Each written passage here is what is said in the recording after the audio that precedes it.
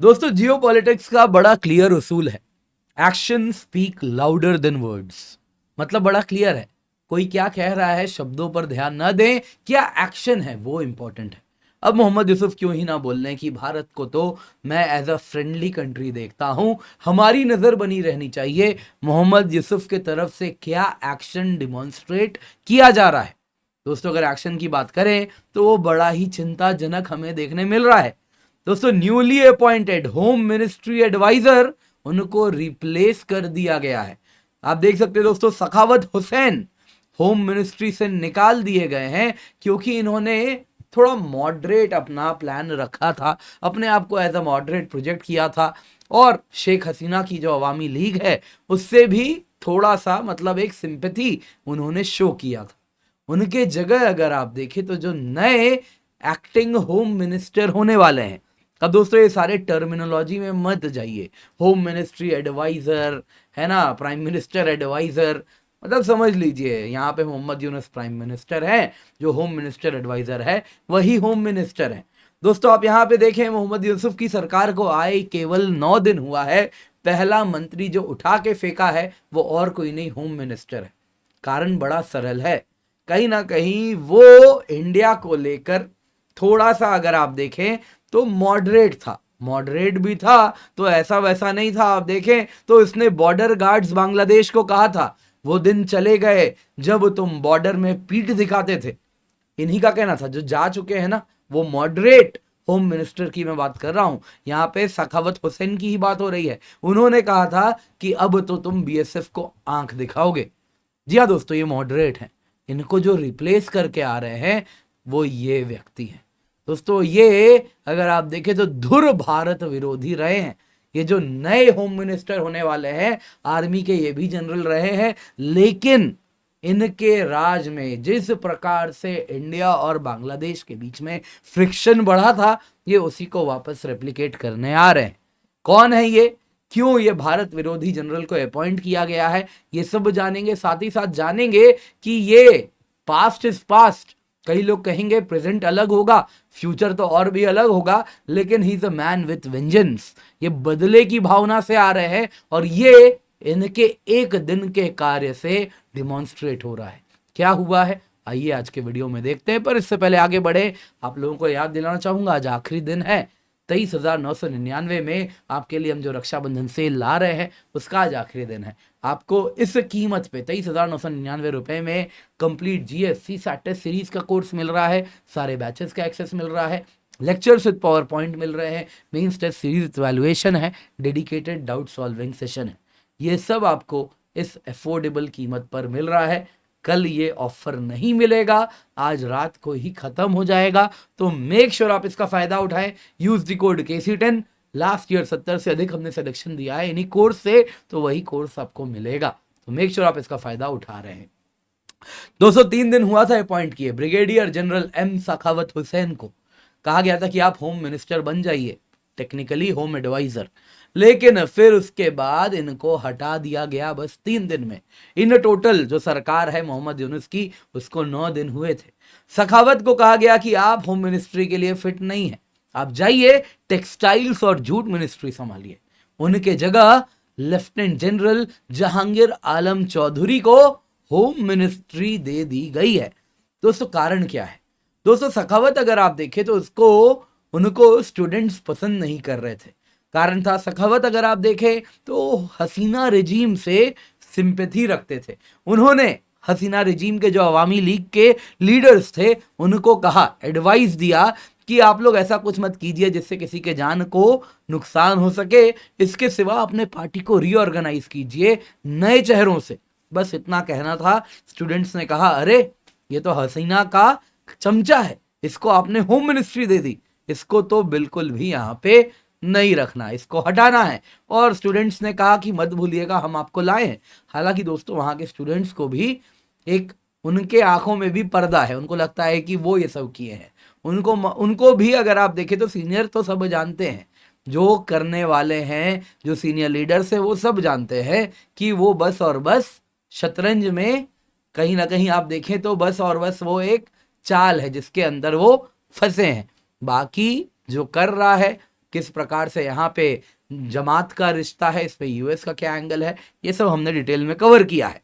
तो खैर जो भी है, हायर अप से ऑर्डर आया, कहा गया कि भाई इसको हटाना है, और स्टूडेंट को बोला कि ऐसा बोलो, स्टूडेंट ने ऐसा बोला, और उसके बाद अगर आप देखें तो सखावत हुसैन को चलता कर दिया गया, उनके जगह लाया गया है लेफ्टिनेंट जनरल जहांगीर आलम चौधरी को। अब दोस्तों ये जो व्यक्ति है ना, इसके भारत से फ्रिक्शन बड़े पुराने रहे हैं। जब बीएनपी का रूल हुआ करता था, यानी शेख हसीना जी की जो विरोधी हैं खालिदा जिया, उनकी पार्टी का रूल था 2001 से 2006 के बीच में, जो कि अगर आप देखें तो बीएनपी पाकिस्तान की भी करीबी है, आईएसआई की भी करीबी है। वो जब पार्टी रूल कर रही थी, उस वक्त लेफ्टिनेंट जनरल जहांगीर आलम चौधरी के जो आप देखें जो सितारे थे वो बड़े बुलंद हो गए थे। उस वक्त चौधरी बांग्लादेश राइफल्स के डीजी अपॉइंट किए गए थे। बांग्लादेश राइफल्स को आजकल बॉर्डर गार्ड बांग्लादेश के नाम से जाना जाता है। बांग्लादेश राइफल्स नाम हटाया गया था, कारण था इनके डायरेक्ट सक्सेसर ने एक कांड किया था। क्या था वो कांड, आपको बताऊंगा, पर उससे पहले जानिए, जब ये बांग्लादेश राइफल्स के डीजी थे, डायरेक्टर जनरल थे, यानी चीफ थे, उस वक्त आपको याद होगा भारत कहता था कि बांग्लादेश में दुनिया भर के आतंकवादी कैंप्स चल रहे हैं, जो कि सच भी है।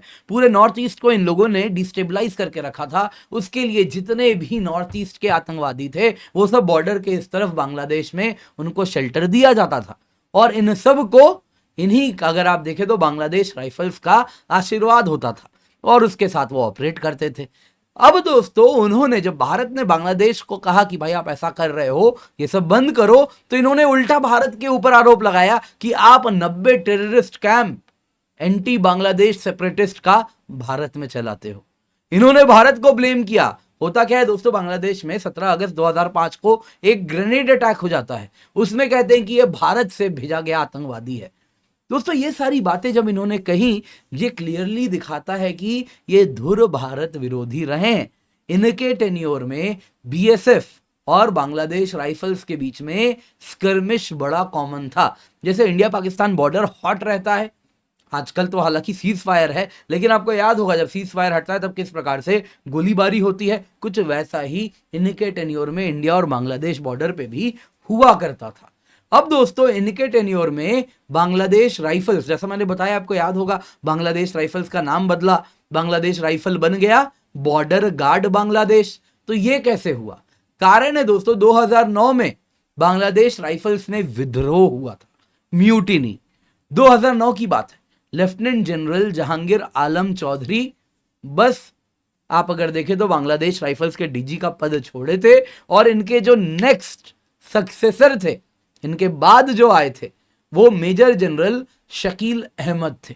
दोस्तों इनके टेन्योर में शकील अहमद के आते आते कहीं ना कहीं बांग्लादेश राइफल्स में जो डिस्कंटेंट था इतना बढ़ गया था कि उन्होंने बंदूक उठा लिया। होता यूं है दोस्तों, बांग्लादेश राइफल में जो सोल्जर्स होते हैं वो अगर आप देखें तो नियर जो नीचे के रैंक होता है वो बांग्लादेश राइफल्स के होते हैं, और ऊपर में ऑफिसर क्लास आर्मी से आता है।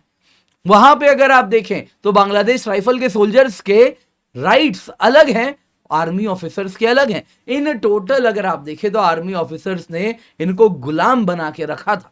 नतीजा क्या होता है, बांग्लादेश राइफल के जो सोल्जर्स होते हैं वो बंदूक उठा लेते हैं, और उस वक्त जो सक्सेसर होता है इन्हीं का है ना, जैसा मैंने बताया कि लेफ्टिनेंट जनरल जहांगीर आलम चौधरी डीजी थे बांग्लादेश राइफल्स के, इनके ठीक बाद जो नेक्स्ट डीजी आए थे उनको और उनके परिवार को वहीं का वहीं वहां के सोल्जर्स गोली चला के मार देते हैं। इस प्रकार का विद्रोह होता है। जितने भी आर्मी ऑफिसर्स होते हैं बांग्लादेश राइफल्स में, उनको चुन चुन के बांग्लादेश राइफल के सोल्जर्स मार देते हैं। कारण बड़ा सरल होता है, बांग्लादेश राइफल्स कहते हैं कि भाई हम तो सिविल सर्विसेज से आते हैं, उनके जो गिने चुने लोग हैं, और जो ऑफिसर्स हैं वो तो आर्मी होके बैठ गए हैं, तो आर्मी के ऑफिसर्स को चुन चुन के मारा जाता है। अब इसके बाद अगर आप देखें तो ये बात को लेके आज भी लेफ्टिनेंट जनरल जहांगीर आलम चौधरी नाराज हैं कि कैसे आपने आर्मी के खिलाफ इस प्रकार का विद्रोह करवाया। और दोस्तों जैसा मैंने कहा, आप में से कई लोग कहेंगे ये तो पास्ट था, उस टाइम जिस प्रकार का मंत्रालय रहा, जिस प्रकार का बीएनपी का रूल रहा, वैसा वो राग गाते होंगे, तो अभी क्या ये कुछ अलग करेंगे? नहीं, ये वापस वही राग गाने वाले हैं, क्योंकि he is a man with vengeance. ये बदले की भावना से वापस आए हैं, ये डिमॉन्स्ट्रेट हो रहा है। इन्होंने अपॉइंटमेंट लेते ही होम मिनिस्ट्री का पहला फाइल जानते हैं कौन सा खोला है? 2009 के बांग्लादेश राइफल्स के म्यूटिनी का, जिसमें वो डायरेक्टली अगर आप देखें तो इन्हीं के सक्सेसर के पूरे परिवार को मारा गया था। यहां पे अगर आप देखें तो इन्होंने आते ही एक साजिश रचना शुरू किया है, जिसके अंतर्गत यहां पे अगर आप देखें ना तो ये जो म्यूटिनी हुआ था इसमें शेख हसीना ने बड़ा सॉफ्ट अप्रोच रखा था। कहा था कि यहाँ जितने भी बांग्लादेश राइफल के सोल्जर्स हैं जिन्होंने इस म्यूटिनी में पार्टिसिपेट किया है, आप सबको माफ कर दिया जाएगा एक्सेप्ट दोज जिन्होंने मर्डर किया है, बाकी सबको माफ कर दिया जाएगा। तो कहीं ना कहीं उनका सॉफ्ट अप्रोच था।